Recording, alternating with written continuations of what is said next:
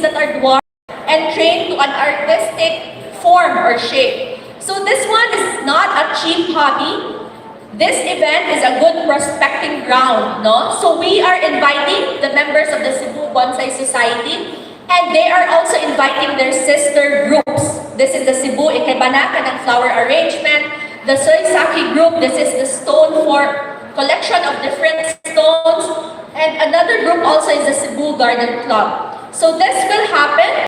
I'll transfer. This will happen on June 24.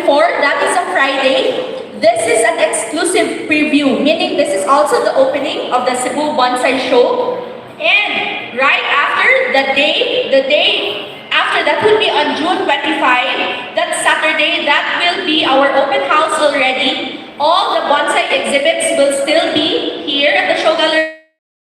We are maximizing the courtyard and also some spaces here. I just want to highlight for the open house. So for the open house, on top of the bonsai plants that we are showcasing, we have invited a group, who would be doing a live watercolor painting, of which their subject would be the different bonsai plants. So actually, di siya medyo boring. It's not just an exhibit. There's also action that comes with it on Saturday. So we have invited 6 architect watercolor painters who would be around picking up their subject of choice, different bonsai, and they would do the live watercolor painting. In one corner also, they would be exhibiting done paintings that your buyers or your guests can also buy. So please note that one. Open house, June 25. That will be Saturday, 1 p.m. We would be cascading an this one and also the hard copy on Monday. And just to reiterate, so this would be still in August, but we wanted everyone to already start inviting their family and friends. That would be our first international roadshow this year. That would be in Singapore. And again, we are still retaining the social part of our open house and investors forum. And at 6 p.m., that would be Sir Ollie's part already to do the IF. So some dates to remember, that would be June 17, that would be Zamboanga Regional Roadshow, 24 and 25, that would be the Cebu Bonsai Partnership, and of course on August, that would be our Singapore Roadshow. So I think it's gonna be another busy June. Hopefully this will help everyone hit the 400 million sales. Thank you.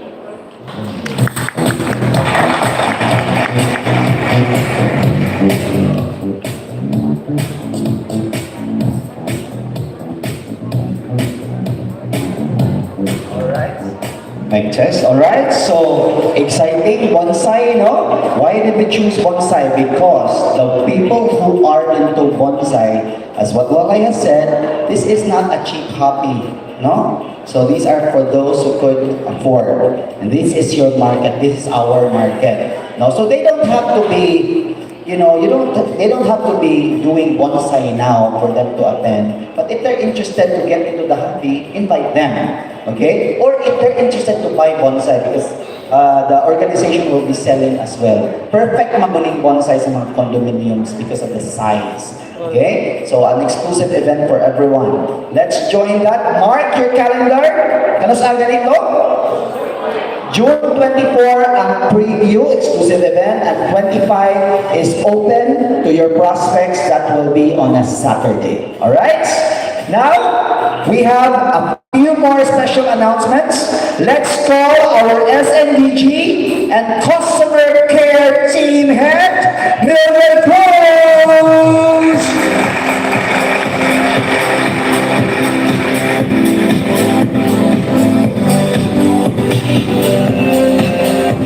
Good morning. Morning. Thank you. So I'd like to make some announcements now with regard to the SNBG. This is the normal schedule that we have for the training, but the highlight of this is actually we are going again to relaunch, no? Shall I say not relaunch, but we are going to conduct again the house rules and project technical briefing for our both in-house and brokers, no? This will be tentatively set on June 21. Now, what are the topics for this? This one, I am encouraging everyone to attend this because most of you are really new faces and most of you maybe attended this program but already forgot, no? But this one is actually, can I go first here? These are the topics that we're going to discuss on June 21, tentatively, but we'll make announcement if there is a change on the schedule. But we will be conducting, we have invited or we are inviting somebody who is the expert or a technical person who can explain to you again the master plan layout of Mandani Bay, which includes also the building phase development, and at the same time, the project capacity in disaster management, like, let's say if there's an earthquake, what is how we withstand this earthquake, how we develop the Mandani Bay, and also the typhoon, storm, flooding, lightning storm, fire. All of this will be explained to you, no? By the technical experts. So that's why we would like to invite you again to attend this seminar, and we will announce the venue on this regarding this training, so that it depends on the number of people who will register in this seminar. So we'll be coming out for the registration so that we can find a bigger place if a lot of people will attend this. So again, we'll be inviting our technical group, no, or the experts on this, so that you'll be able also to know very well how we develop or how we constructed the Mandani Bay, or how we will construct the rest of the buildings of Mandani Bay.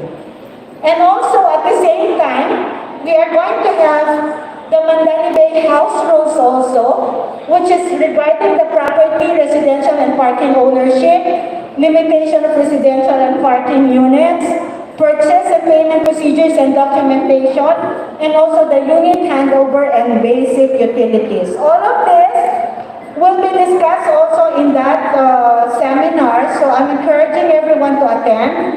That's the proper venue. You can ask questions also, so that the people who are assigned to this will also address your question or your queries. Again, mark this on your calendar, but we will make an earlier announcement if there's, on this day, no, that we put if there's a conflict. So that's why we will make an earlier announcement for the change in schedule. Okay, for those, for our in-house sellers, I know all of you have assigned, or we have assigned a Mandani Bay email account.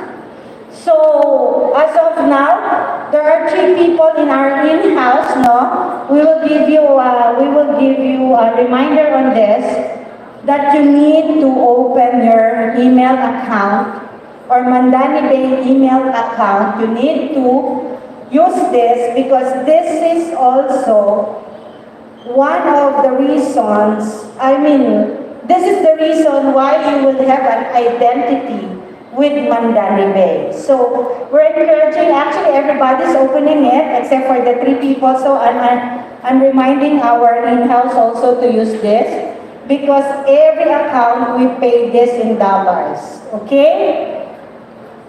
Now, all right, I'd like to announce again that we have 910, no? These are no BIR/OR submitted yet. For the in-house, these are 910 ORs that we need to get from you. Okay, and also 66 from our brokers. What is this released or credited? We have already released or credited the commissions on this for SBI, but we have not received yet your OR. At the same time, there are ORs which are already expired that was submitted to us. So so you have to replace it. Okay? So, I think by this time, because we gave list to your, to the assigned person, the assistant, to email you regarding this. So, if you have received your email, please submit the ORs. Okay? And then for, this one is, we have 25, no? Who submitted ORs, but the OR already expired. You have to replace it. Okay? So by this time, I'm sure you have received the email already informing you about this. Now we have also, okay, we have held releases of this 493 releases, no? And 26 from broker and 493 in-house. We have put this on hold for non-submission of OR. Okay, so for your information now, your commission is now awaiting you. Just release your OR. So, nandyan lang ang commission nyo. So, if you wanna get it, please release your OR. Okay? So, we submit also the list of this. I think by this time, some of you have already received the announcement regarding this. Now, okay. For the check issuance status, ito yung mga may check ng kanilang commission or incentive, no? There are 4 na na-stale na yung check with us. So, yun yung kailangan namin, no? Kasi hindi siya kiniklaim. Alright? And then, we have 158 checks na commission checks na nasa amin that you need to pick up. Okay? So, coordinate with your assistants, with your broker sales manager, and with your in-house sales assistant because we already provided the list. And I think by this time, they already forwarded or sent you an email regarding this. And then, again, just this one is the normal announcement that we have for the new ones. No, please, take a picture of this. These are the schedules for our releases. Now, you can contact our Junilin Cañete again for the seller's help desk so that she may be able to assist you. Again, if you have concerns with your commissions, with your SPI, with your incentives, again, Junilin Cañete can help you on this. Okay, for customer care, this is just a reminder to everyone. Sellers assisting their clients with deviation requests and got the management's approval, please remember the following. Okay, now some of you are assisting your buyer, no? For some of the requests of your buyer. Remember, we have a standard policy. Once you've requested, meaning we are going to deviate the standard or deviate the policy. Now, when we do that, okay, number one, you have to remember to never assume that this deviation request will be applicable to all other requests. Meaning, if that request was approved, okay, the next time you make a request, do not make it as a basis na, yung dati naman na-approve yun, bakit ngayon hindi nyo na-approve? So, do not make it as a reason, as a basis against us for approving your request, which is a deviation from our policy. Okay? So, meaning hindi siya applicable sa lahat. Kasi nag-deviate na tayo di ba? Nag-deviate na tayo from the policy. So, that's why you cannot say it that na-approve yan dati, but ngayon hindi nyo ina-approve. Different cases, different approval. Okay? And then, That the approval of deviation request is a case-to-case basis and to follow the usual standard procedure. Now, when we request for something that is beyond the policy or standard of the company, we will still go through a certain process. This is not so easy, meaning we cannot just go to the signatory or to the approver and make the approver sign it without any documents that will support or justification that will support your request. So that we follow certain process on the request. Okay? So these are all the reminders from our customer care. And again, use the landline 032-260-2222. And then that's the landline for our customer care. You will be queued. And then you can use also the customer care email address. So that will be our announcement for our SNBG and customer care. Thank you.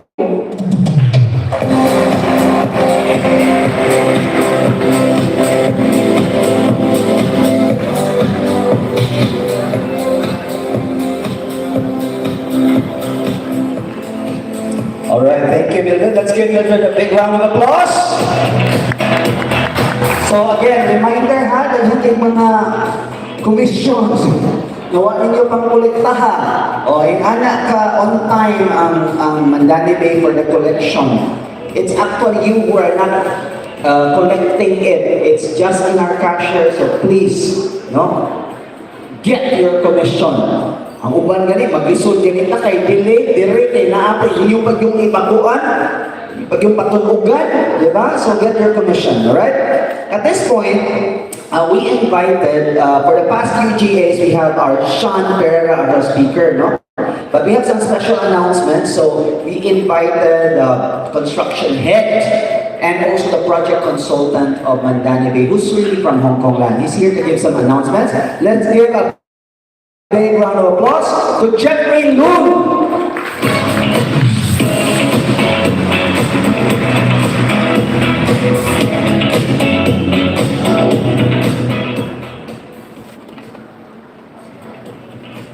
Oh, good morning, good afternoon, everybody.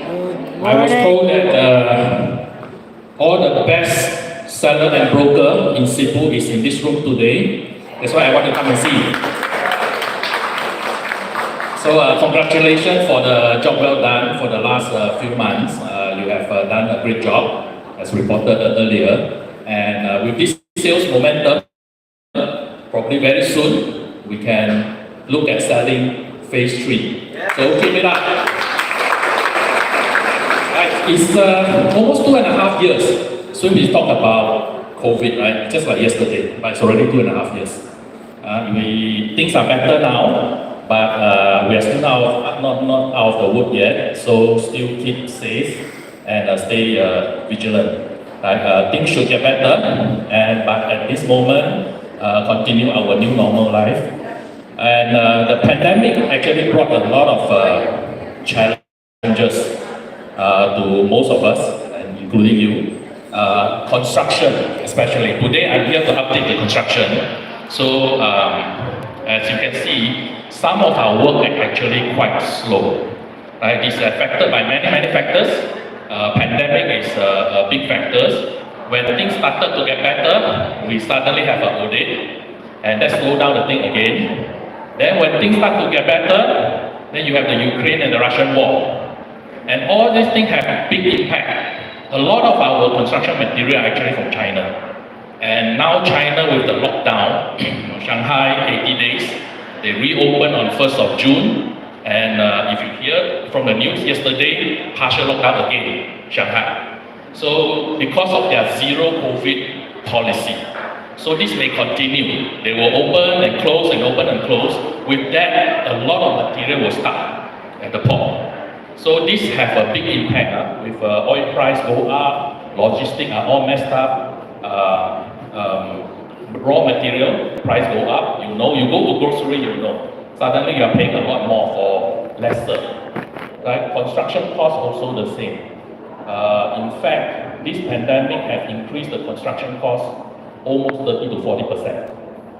But we are still stick to our commitment. We will still deliver what we committed to you. So our contractor have some challenges. And then for the last 2 years, we have been trying to work with them, trying to help them. But some of the contractor managed to pull through. Some of the contractor continue to face challenges. So for Mandani Bay Key, especially, is the one I think a lot of you are asking what happened. Seems like the work are moving very, very slow. Yeah, because the contractor is facing some challenges. So the management have decided to take some action. So we will bring in new contractors for Mandani Bay Key. So very soon, yes, very soon you will see a new contractor name put up for Mandani Bay Key. Tower 3, Tower 4, Tower 1, Tower 2.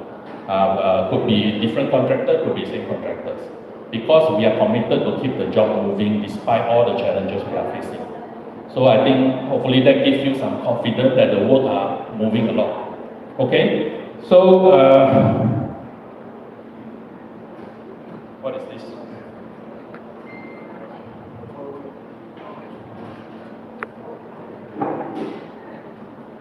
Okay, Mandani Bay Key, sorry, this is Mandani Bay Suite. Most of the work are done. I mean, some of the work that you see are still the repair due to the old date.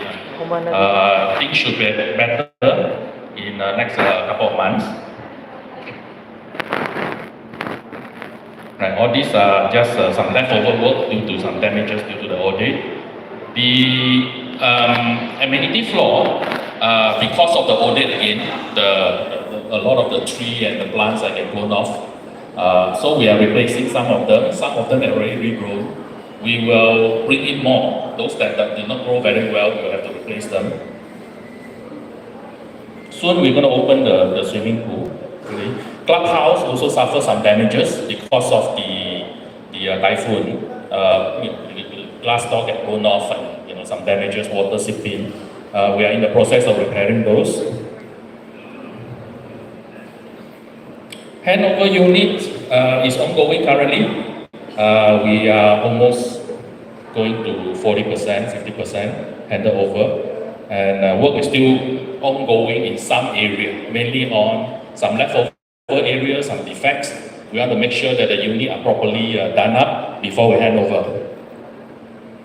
Same thing, this is some of the photos during the handover. Okay, this is what I mentioned earlier, Tower 3, Tower 4. In fact, we already brought in the new contractor. You have seen some work out there right now. The workers are slowly built up.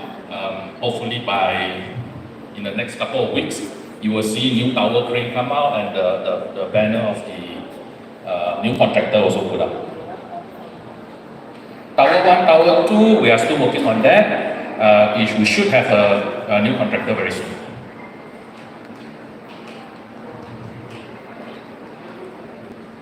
Okay, this is our new contractor, already started to build their site office on site.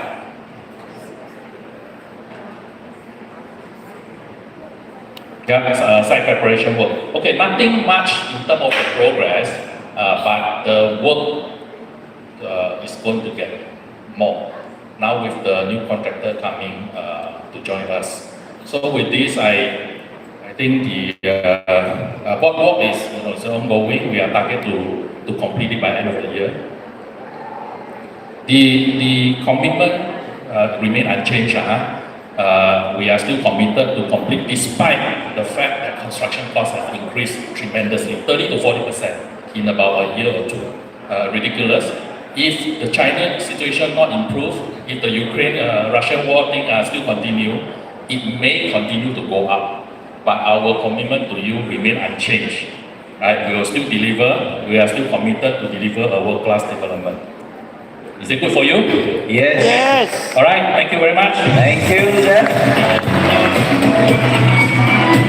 There you go, guys. So despite these challenges, we ourselves have felt the challenge with the rising gasoline prices, diba? Pila na ang gasolin karon? 90 na?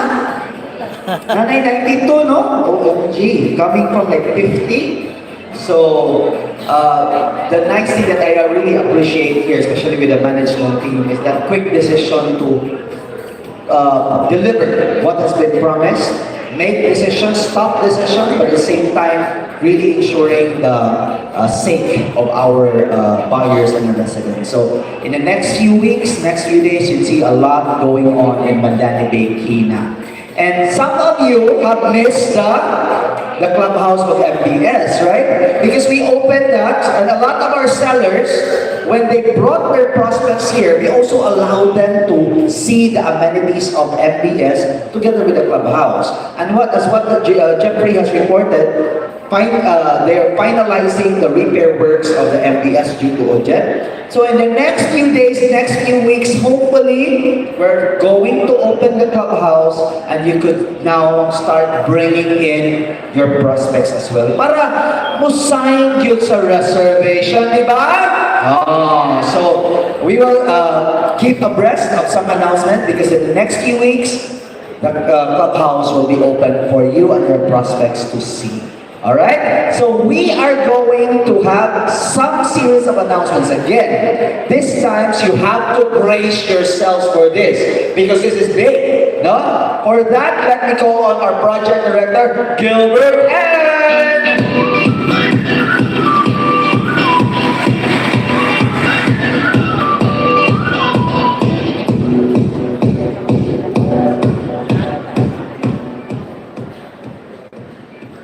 Good morning! Good morning! Hello and congratulations to the team for another record-breaking sales for May. Palakpakan nyo naman yung sarili nyo, di ba? Kaya yung treat ni Audrey ngayon, it's Anzani. So, hindi lang siya basta dinner, there will be also some activities. No, that's why we requested you to be in your cocktail dresses, medyo semi-formal. And then you will taste something hindi yung usual na sinaserve dito natin sa open house. It will be a very special dinner for the very special people who contributed sales for the month of May. Okay? And then, again, what Audrey announced, let's hit the 2 billion this month para magkaroon tayo ng cruise sa yacht. Okay? So, for project development, we just wanted to announce that there will be, because of what Jeffrey mentioned a while ago, construction prices have increased. Kami na lang yata yung developer that has not increased the price. But later on, I will show you some data of where we are right now. So there will be a price increase effective July 1 for all towers of Mandani Bay Suites, towers 1 and 2, Mandani Bay Keys, towers 1, 2, 3, and 4, starting July 1. In fact, dapat June 1 yan, we've already delayed it for a month for you to close the sales. So, close the sales by next week. We will be issuing the price list effective July 1. It's not the price list for June. We just want to give you an advanced price list that will be effective July 1. So if you have sales, closable sales in June, wag nyo nang paabutin ng July 1. Because we will be issuing the price list next week so you can show your buyers what is the price of June and what is the price come July 1. Clear? Yeah, so no, don't panic naman that we will be one of the highest priced real estate here in Cebu. In fact, we just recently made a study on comparing our prices with the other developments here in Cebu. That we think that at the level or at par or near the vicinity of Mandani Bay. And we wanted to show you this interesting fact. Number one, did you know that most of the developers are selling now prices that are 200,000 pesos per square meter and up? Right or wrong? Right. Right. It is only Mandani Bay that is selling below 200,000 per square meter. Right or wrong? So, we are delivering world class and yet we're the cheapest. And yet this is a master plan community. And this is not a one-tower development. So, just to prove you know where we are coming from, this is the current pricing of Mandani Bay compared to competitors. Mandani Bay Suites is at around 200 to 200 plus. But take a look, sold out ng Mandani Bay Suites. But if you go to Mandani Bay Key, towers 1, 2, 3, and 4, it's below the 200, it's below the average. Everybody's going up, except for the Astra, which we just got from, it's a Mandawi project, that's why we included it. But if you see our competitors, Solinea, the Alcoves, Luciman, Silion, Galleria, we are even lower than them. And mind you, especially Tower 3, this is I forgot to mention that this prices here already includes the price increase that will be implemented in July 1, which shows that even we initiated a price increase, we're even lower than the rest. And if you look at Tower 3, especially Tower 3, it's selling at 100, an average of 194,000, but it's fully furnished. So do you think your buyer has a good deal? Diba? Others are selling just the painted walls and ceiling, and yet they're above 200. But we are still fully furnished at 193 and around 177 for Tower 2. But it is already semi-furnished. You have the aircon, you have the range hood, you have the shower enclosure, you have the blinds, what else? You have the aircon, you have the shower enclosure, the aircon, the water heater, the range hood, and the range. So, diba, compared to our developers, we're still very cheap, and yet, if you look at what we delivered in the Mandani Bay Suites, especially the amenities, it's much, much more. So, I don't think your buyer will get affected with the price list because even though we've increased it, we're still below the 200. Nice? Nice. And not only that, no, we've noticed also that Mandani Bay, don't look at this, medyo baka mahilo lang kayo dahil ang daming too much info, no? But what this slide is saying, Mandani Bay gives the biggest cash discount at 15%. Others give only 10 to 11%. Correct? But the Mandani spot cash is at 15%. And then, if you look at this, the deferred cash,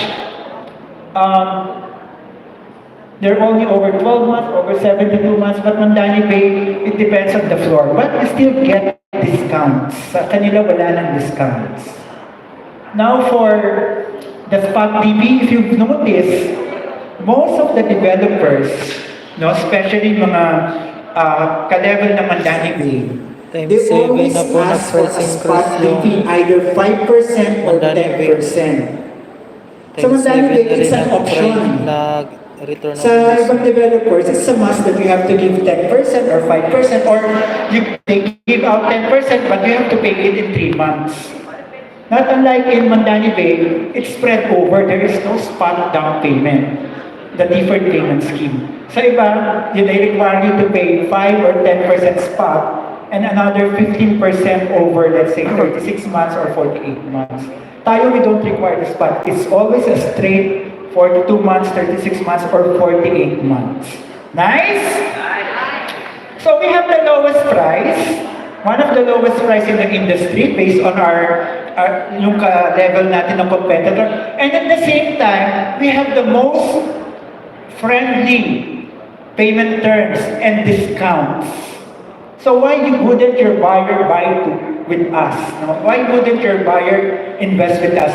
Especially for Mandani Bay Suites, those who bought 5 years ago or 6 years ago, we were only selling less than 100,000 per square.